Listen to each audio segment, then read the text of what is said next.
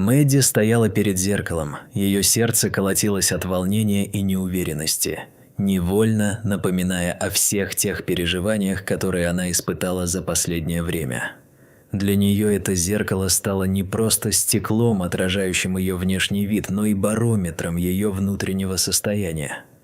Она готовилась к возвращению в школу после долгих 2 лет борьбы с болезнью, которые казались настоящей вечностью. Эти годы были полны страданий и медицинских процедур, уколов, обследований и постоянных визитов к врачам, которые стали неотъемлемой частью ее жизни. Каждый новый день превращался в исповедь, где детские мечты смещались на более важные вещи, такие как анализы и лечение.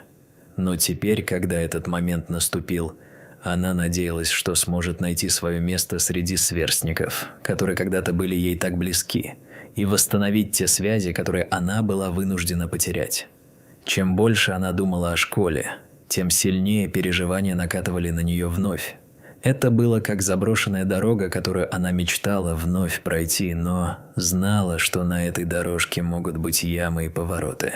Однако тень недоброжелательности, пронизывающая ее мысли, казалась неизбежной, ведь она знала, что ее внешний вид изменился, и это могло вызвать насмешки со стороны одноклассников, которых она так долго не видела. Мэдди вспоминала, как проблемы начали с вечеринки по случаю ее дня рождения, где должно было быть весело и радостно. Это событие, которое должно было стать одним из лучших дней в ее жизни, обернулось полной катастрофой. Что-то пошло не так, и вместо задорных танцев, смеха и ароматных пиц в ее жизнь ворвалась неожиданная боль, которая перевернула все с ног на голову, оставив в ней лишь желание понять, что происходит. На той вечеринке, окруженной весельем и смехом своих друзей, и наслаждаясь моментом, Мэдди внезапно почувствовала сильные спазмы в животе, и ее радость незамедлительно сменилась паникой и страхом. Она не понимала, что с ней происходит, и до последнего надеялась, что это просто несчастный случай, вызванный, возможно, чуть ли не испорченными угощениями за столом. У нее была привычка увлекаться сладостями, особенно тортами. Это было ее слабостью. Но болезнь решила встать на ее пути в самый неподходящий момент. К ее ужасу боль усиливалась, накатывая каждую минуту все сильнее, и вскоре, не имея сил сопротивляться, она потеряла сознание, заваливаясь на пол, в то время как радостные голоса вокруг превращались в неразборчивый шум. Вокруг нее застыло множество обеспокоенных лиц, ее друзей, которые не знали, как помочь, и это лишь добавляло тревоги к общей атмосфере вечеринки. Каждый друг старался что-то предпринять, кто-то закричал о помощи, и до того, как все складывалось в единое целое, именно адреналин и старания окружающих сделали то, что стали столь необходимыми в сложившейся ситуации. Когда Мэдди пришла в себя, то поняла, что находится в больнице. Холодные стены, специальные аппараты, мерцание машин и тишина, прерываемая лишь шагами медсестер, стали ее новой реальностью. Вскоре она осознала, что ее мир больше не будет прежним. Вокруг нее были врачи в белых халатах и ее мама, которая с заботой и тревогой объясняла врачам, что произошло. В стеклянных глазах матери читалась смесь беспокойства и страха, что вызывала у Мэдди целую бурю ответных эмоций. В этой стуже медицинского оборудования и обеспокоенных лиц она почувствовала себя крайне уязвимой и недостаточно полноценной, как будто одним только ее существованием она подвергала риску всех окружающих. Врачи произнесли слово «хронический» и «рецидивирующий», вызывая изумление у Мэдди, и объяснили, что у нее многоочаговый остеомиелит, что делало ее во многих случаях жертвой обстоятельств. Эта болезнь оказалась неизлечимой, и ей нужно было смириться с этой жуткой реальностью, что ее жизнь изменится навсегда, восприятие ее самого себя и окружающих изменится довольно значительно. Но мама, смотря на дочку с надеждой, сказала, что они должны вместе научиться справляться с этой болезнью. и в сердце у Мэдди зреет решимость. Несмотря на страх, она поклялась, что не допустит, чтобы болезнь испортила ее жизнь, и сделает все возможное, чтобы вернуть хоть что-то из того, что она потеряла – улыбку, радость, уверенность в себе и, возможно, друзей. С новыми диагнозом в жизни Мэдди начались кардинальные изменения, которые были колоссально трудными для восприятия как для нее, так и для ее матери. Лечение подразумевало постоянные уколы и строгие ограничения на время, которое она могла проводить на улице, что было ужасно. Ведь раньше ей так нравилось проводить время на свежем воздухе, дышать полной грудью воздухом свободы. Часы, проведенные в больничной палате, стали ее повседневной реальностью, где обычная школьная жизнь стала лишь отдаленным воспоминанием, как дым от сгоревшего костра. С одной стороны, она мечтала о возвращении, но настоящими мучениями стали уколы и боль, которая и вела ее к необходимым выводам о собственной жизни. Чем дольше длилось лечение, тем реже она видела свою мать. У женщины не было выбора. Все ее силы и время уходили на работу, чтобы покрывать высокие больничные счета, которые, казалось, только росли с каждым новым визитом к специалистам. Буквально каждый день становился испытанием как для нее, так и для мамы, так как им приходилось балансировать на грани финансовых трудностей, что ухудшало и без того сложное положение. В то же время отец, который когда-то оставил семью в трудные времена, неожиданно сформировал желание проявить свою заботу и поддержку, когда, кажется, все двери закрылись. Этот интерес был слишком запоздалым, и хотя он хотел, чтобы Мэдди знала, что он здесь, она не могла простить ему прежние ошибки, что подрывает возможность нахождения общего языка. В ее восприятии он остался тем человеком, который предал семью в моменты, когда они нуждались в поддержке. Лечение, хоть и помогало Мэдди ощущать себя чуть лучше, вызвало одну невыносимую и совершенно новую проблему. Ее волосы начали выпадать, и это сильно поразило ее, как гром среди ясного неба.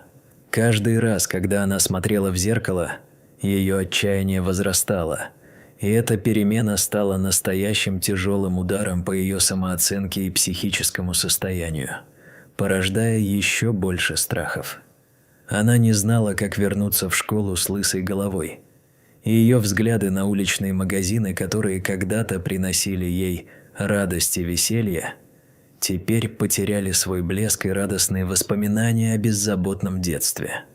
Надежда выскользнула из ее рук, когда даже простые вещи, такие как видение своего отражения, стали мучительно болезненными и угнетающими. Мама, замечая терзание своей дочери, которая не касалась солнца и света, предложила ей парик от фонда «Маленькая принцесса».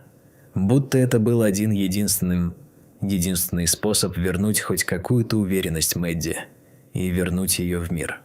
Но даже с новым образом, когда она примерила парик, она все равно терзалась сомнениями о будущем и неуверенности, подкрадывающейся с каждым шагом, когда истинная красота все больше скрывалась под слоями ткани.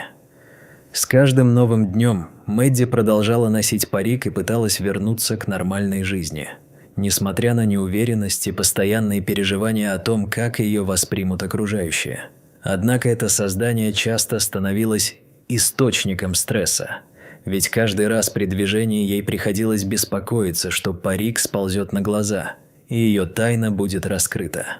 Многократные внутренние диалоги становились рутиной, и при каждом слове она задавала себе вопрос: что подумают о мне, когда увидят мою ненастоящую прическу? Несмотря на постоянные внутренние конфликты и трудности, она не сдавалась и продолжала учебу, ведь знала, что скоро ей нужно будет вернуться в школу. Мама надеждой и большим желанием поддерживала ее, ожидая, что кто-то, учитель или другая девочка, сделает исключение для ее дочери, чтобы никто не указал на ее болезненное состояние, но, глядя на упорство Мэдди, которое становилось сильнее с каждым новым днем, она понимала, что ее дочь уже вырастает, чтобы самостоятельно столкнуться с этим миром. Пришел день, когда мама снова предложила Мэдди остаться дома, но та решительно отказалась, так как не хотела просто так терять возможность попробовать взвинтить свою внутреннюю силу. Это было столь важно – быть частью общества, не теряя себя в глубине страха и недоразумений. Она ни в коем случае не хотела снова прятаться, ведь в ее душе расцветали такие сильные чувства страсти и жажды к общению.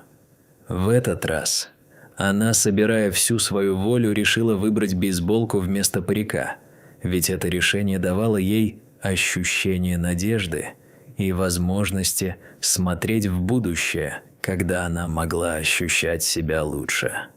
Мама поддерживала ее, хотя отчасти была сбита с толку и сразу же не могла понять, насколько это будет значимо для ее дочери в день, когда она вернется в мир одноклассников.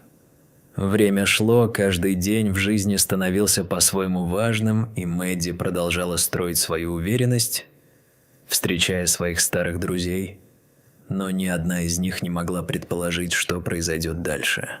Мэдди всегда стеснялась своих залысин, которые, казалось, становились ее врагом, но с бейсболкой она наконец почувствовала уверенность и поддержку, которая поднимала ее дух. Готовясь к новому дню, она думала о том, как покажет свой новый образ своим друзьям, но смешанные чувства начали мучить и терзать ее. Ей было интересно, как они отреагируют на ее ухищрение, и, глядя в зеркало, она искала поддержку и одобрение, но также понимала, что должна сама стать опорой, приняв свою истинную сущность, как бы это ни было сложно. Появляясь в школе со своей бейсболкой, она чувствовала себя как никогда сильно, но ее сердце все равно настораживалось от предчувствия того, что ждет ее за следующими поворотами школьного коридора. Ее бой продолжался, хотя она сама еще не осознавала всей серьезности предстоящих испытаний. В тот день, когда она заметила, что в их доме закончилось молоко, она решила пойти в магазин, дабы позволить себе эту маленькую, но такую важную для нее независимость. Это был ее момент, который должен был стать шансом протестировать бейсболку и почувствовать себя уверенно вне дома, хоть и с чувством страха о том, какой поворот примет ее решимость сегодня. Настоящая свобода – это осознание, что ты можешь делать то, что хочешь, но возвращается страх о том, как ты будешь выглядеть. Она подошла к маме, так волнуясь, что ее голос дрожал, и с невероятной решимостью убедила ее разрешить выйти в магазин. В этом решении было что-то объединяющее, как будто каждая горчинка боли, которую она испытывала до сего момента, обретала смысл в этом маленьком шаге. В магазине, однако, ее уверенность была быстро разрушена, когда Мэдди услышала, как две девочки из ее класса смеются над ней, услышав ее имеющиеся проблемы, которые собирались вместе и радовались чужим невзгодам. Она сразу же ощутила, как на ее теле стынет все тепло, а краснота заливает лицо от унижения и стыда. Вся страсть, которая горела в ней, обратилась к ужасу, а ее ноги будто не хотели двигаться, словно в них вонзили вонючие гвозди. Быстро купив молоко, она морщилась от того, что ей было так стыдно, и торопилась направиться к кассе, как вдруг встретила другую девочку, которая, прокомментировав ее бейсболку, похвалила ее стиль. Это одинокое напоминание о том, что есть люди рядом, которые могут поддержать, принесло в ее душу малую искорку радости и надежды. И она поняла, что, возможно, есть люди, которым не важно, как она выглядит. И это могло быть новым началом в ее жизни. Тот комплимент был именно тем, что нужно, чтобы вернуть ее в норму и даже поднять голову с гордостью. Мэдди почувствовала, как в ее сердце вновь зажглось тепло, осознав, что мир не так мрачен, как казалось, и что доброта может встречаться даже в самых неожиданных местах. Вернувшись домой с молоком, она передала его матери, но теперь с ощущением, что она может начать новую главу в своей жизни, где не будет места неуверенности или стыда. Все было перед ее глазами, как на ладони аппарата, а план на завтрашний день выстраивался как крепость, защищающая ее от всех лих. Обдумывая, как она будет в следующий день в школе, Мэдди надеялась, что все пройдет гладко, и все, что она пережила, будет воспринято одноклассниками без дрязг и злоупотреблений. На следующий день все обернулось не так, как она хотела, так как все вокруг пришло в движение и вновь застряло в атмосфере ненависти и недоброжелательства. Мэдди снова столкнулась с издевательствами со стороны мальчиков, которые скопились в коридоре, как будто собираясь на осаду. Эти ребята, смеясь над дерзостью ее нового образа, завели свои темные души и были полны желания осуществить свои планы по разрушению ее единственной попытки стать нормальной. Один из них, самый раздражающий из всей компании, пытаясь сорвать ее бейсболку, чтобы показать всем, как она на самом деле выглядит, был весьма решителен. Однако ее верные друзья, которые остались с ней несмотря на все, пришли на помощь, вставая гордым и сосредоточенным щитом. Они бросались словами и в своих силах способствуя тому, чтобы не дать этому произойти, но Мэдди понимала, что эти испытания все еще перемешаны с ее собственными страхами. Учительница, увидев, что происходит, вмешалась и разогнала учеников, но Мэдди понимала, что эта ситуация, увы, только начиналась, и она взяла в руки свои эмоции, чтобы найти утешение где-то ближе к себе. В напряженной обстановке, когда разговоры о том, кто должен взять на себя вину за получившиеся неприятности, воцарился момент, когда учитель математики, мистер Хадсон, в обличье властного и строгого человека, подошел к Мэдди и с требованием снять бейсболку, что вызвало у нее необъяснимое беспокойство и нарастающий страх. Она знала, каково это, когда люди смотрят на тебя и не понимают, какое испытание она проходит. К тому моменту, когда он начал говорить, она ожидала, что ему может быть все равно на ее уязвимость, и это ощущение возросло, накладывая дополнительный груз на ее ранимую душу. И не дождавшись ответа, он с силой сорвал кепку с ее головы, открыв всем в классе ее лысую голову, как будто всем сердцем показывая ей все несчастья. Мэдди почувствовала, как волна негодования и стыда охватывает ее, навязывая ощущение, что ее непонимание стало реальностью для всех, и в отчаянии упала в обморок, теряя под собой основу и восприятие всего, что держало ее на плаву. Когда она пришла в себя, в больнице ее ожидали родители, которые, подавленные переживаниями, не могли дождаться момента, когда она откроет глаза. Мама с радостью и постоянным страхом ожидала ее пробуждения, прижимая к себе ее вещи и ожидая, что ее дочь снова увидит мир. Папа, придавая зоркий взгляд к окружающим, был полон злости к учителю, который так с ней поступил, подталкивая ее жизнь к серьезной неизвестности и страданиям. Он не мог сдержаться и решил, что он должен говорить с учителем, потому что ни одно человеческое отношение, ни один бурный и бессердечный момент не могли подорвать доверие к его дочери.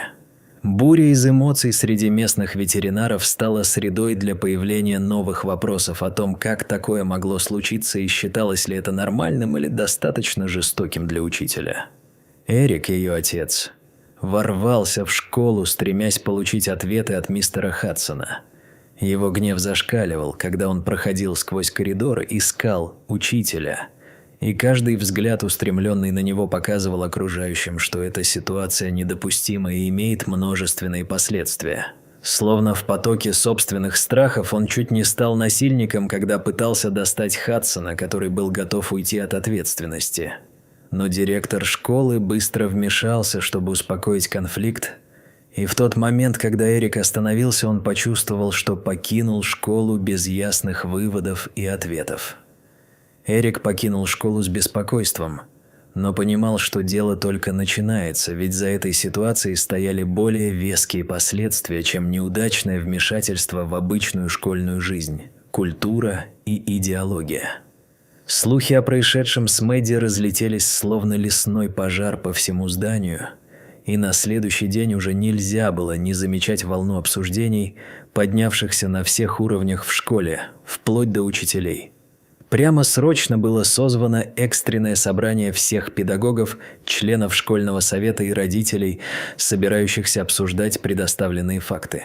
Споры и мнения множились, и поднимались голоса, требующие дисциплинарных мер, чтобы проводить справедливость в учебном заведении.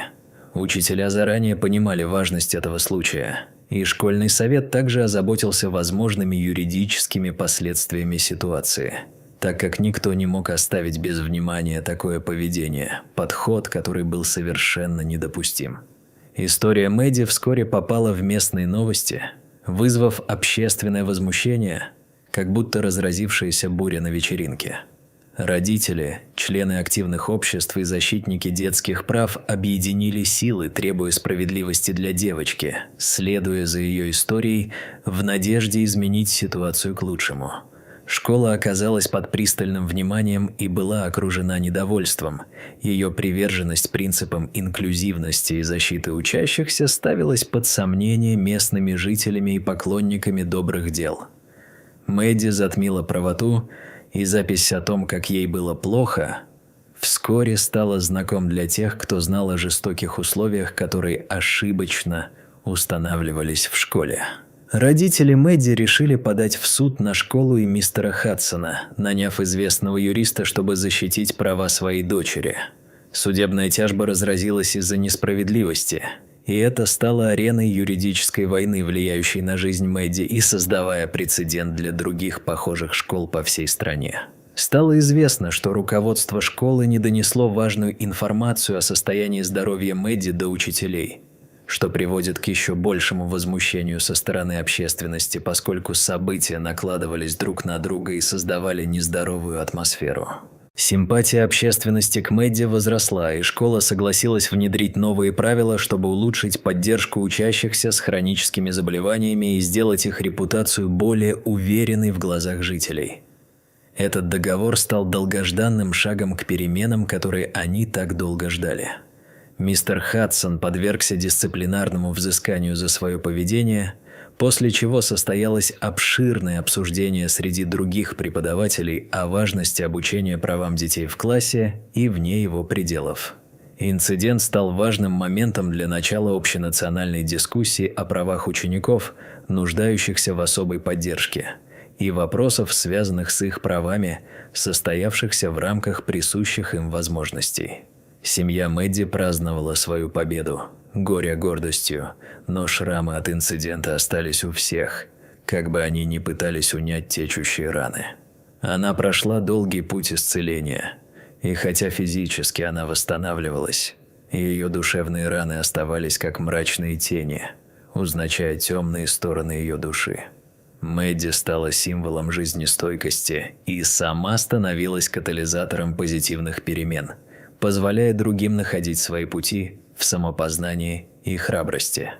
Ее история вдохновила многих защищать уязвимых учащихся по всей стране. Она научила, что каждая жизнь имеет значение, и каждый может изменять мир, даже если это требует много усилий и времени. Может показаться, что таким образом она стала голосом надежды для многих, ставшей уроком о людях, которые продолжают быть под временным одеялом на общественном уровне.